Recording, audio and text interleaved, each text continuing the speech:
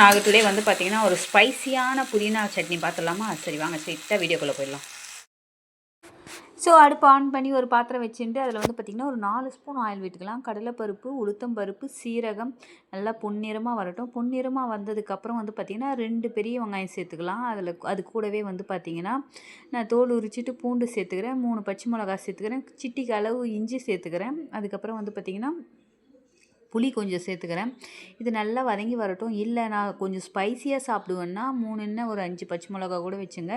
இந்த 3 பச்சை மிளகா வந்து பார்த்திங்கன்னா 5 பேர் சாப்பிட்றதுக்காக நான் 3 பச்சை மிளகா வச்சுருக்கேன். காரம் திட்டமாக இருக்கும், ரொம்பவும் ஸ்பைஸியாக இருக்காது, திட்டமாக இருக்கும். ஸோ நீங்கள் வேணும்னா பச்சை மிளகா சேர்த்துக்கலாம். அதுக்கப்புறம் 2 தக்காளி சேர்த்துங்க.